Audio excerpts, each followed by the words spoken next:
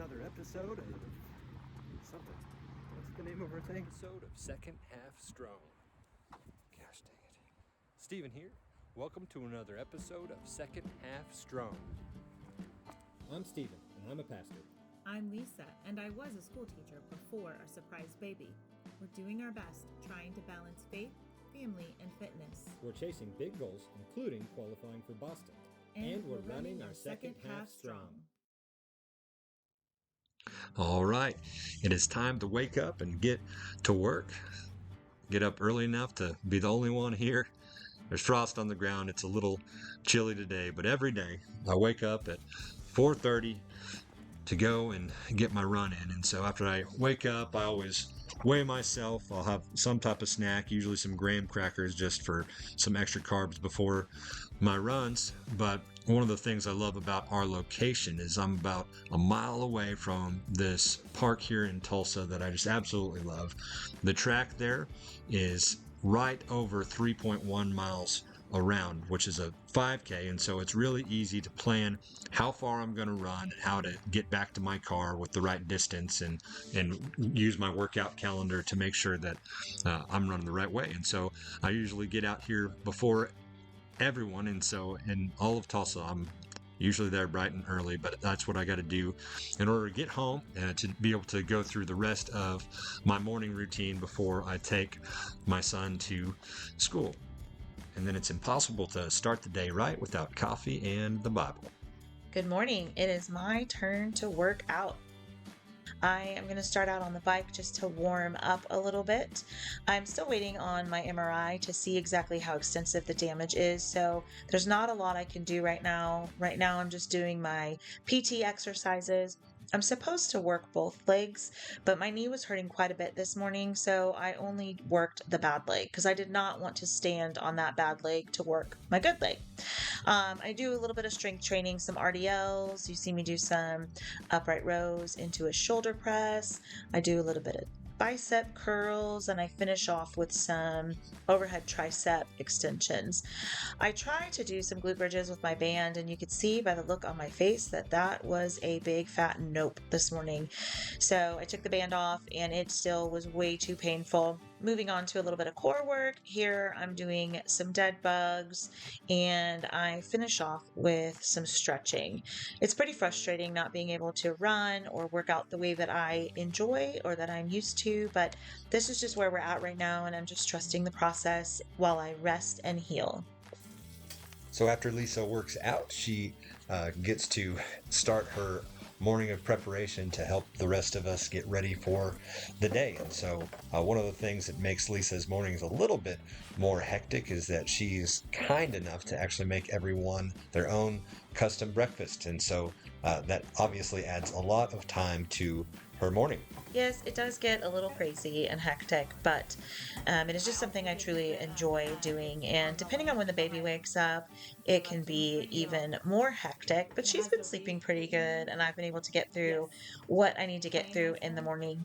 Here, I'm making food for our athlete. He's a football player, and so he needs good, nutritious food, not only to start his day, but to get him through his day. He has workouts and practices and games, so I usually prep his lunch. He takes a lot of grilled chicken and brown rice and veggies just about every single day. So that's what you see me putting together here. Our oldest likes to have iced coffee in the morning, so that's often her breakfast. This is what I am preparing here with my espresso machine that my lovely husband got me for Christmas a couple of years ago. I love it so much. We have so many different moving pieces in the morning. All three of our kids arrive at school at different times. They also leave school at different times. And in fact, our oldest goes to a different school in the mornings and then ends up back at her high school with the boys later in the day. But luckily, she's a driver and is able to take her younger brother to school every day. And so as we're trying to manage all of that, it's so helpful to have Lisa help get all of us ready and make the mornings way less chaotic. It is definitely a team effort around here. Steven is very helpful in the mornings, especially with a lot of the chores that he's doing behind the scenes, helping me sweep and just kind of manage things. So we all work together. It is now time for the little baby to wake up. She's so sweet in the mornings. Steven usually gets her up in the mornings before he heads to work, so he can just have a little extra time with her.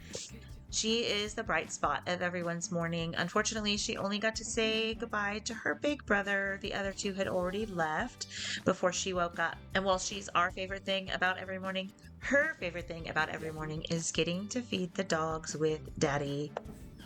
Come on. Come on. I'm going to make the dogs.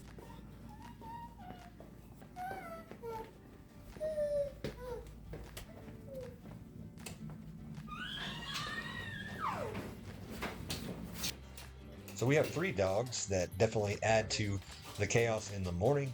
And so they were getting a little feral, so we've got to kennel them at night. But you wouldn't believe it, but these dogs have killed 20 plus possums since we've lived here. And we're in a very residential spot. But out here on the porch is one of me and the baby's favorite places to hang out in the mornings. And so we usually sit here and just watch the sunrise, and I'll have a coffee. But it's just a little cold for that right now. Isn't she just the cutest? It's time for Steven to head to work. She is in her high chair eating, and so I am going to do just a couple more chores while I can. Here I am coming into work, and so the audio in this was just too quiet. So basically what I'm saying is it's Wednesday, and Wednesdays are always busy days for us as church staff because we have church at night. But in the morning, we've got to open up for our sewing ministry. We've got a great ministry that sends all types of sewing stuff all over the world. And so I got to open up for them and then head to my office. I'm an administrative pastor here, which means my days always look completely different. Sometimes it's a little boring in the morning. Here I am pretending to work on a sermon. Thankfully, we live really close to church, so Steven's able to come home on lunch so that I can go for a run. I'm not able to run in the mornings. I can't get up early enough to run. It's still dark. I don't run in the dark by myself. So I do my other workouts in the morning, and then he comes home at lunchtime so that I can go for a run. Bye-bye, Mama. Bye-bye. Bye-bye. Bye-bye. Bye-bye, Mama. All right, Daddy's home. That means I get to go do my walk. I'm not running yet, so I'm gonna go on a short walk. It is kind of cold, but I think I'll be okay once I get going. So here we go. So that's a little bit of just us trying to manage the chaos of the day. And honestly, the whole point is, of course, for it to not be chaotic. We want to bring order to that chaos, and as we're training for Boston, is figuring out just wise ways to live as we're pursuing faith, family, fitness. And I think that's one of the reasons that so many people fall off the fitness train, is just because life gets so chaotic. And so one of the biggest parts for us has been just waking up early. And I've got to get up early and start the day. Obviously, to do that, you have to go to bed early is the main thing. We don't want morning Stephen to be mad at party at night Stephen. So that's kind of, I think, where the discipline usually comes in, is just going to bed early.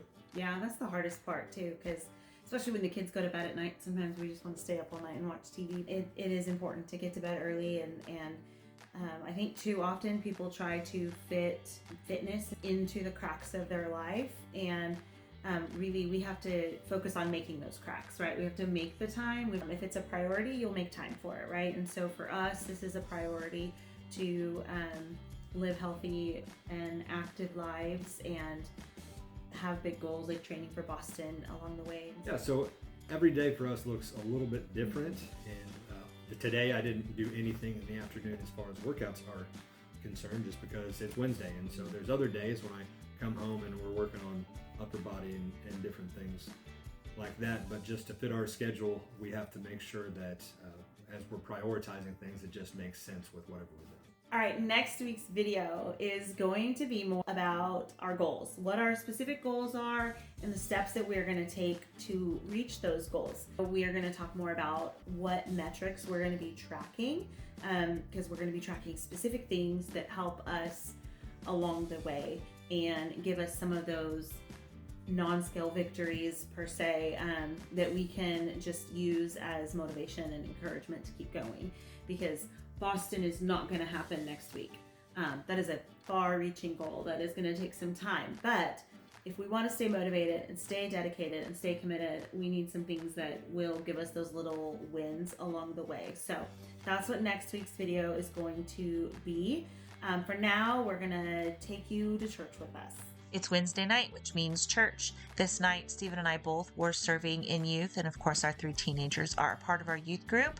Normally, we have childcare on Wednesday nights, but this week was not the case, so Jackie just joined in.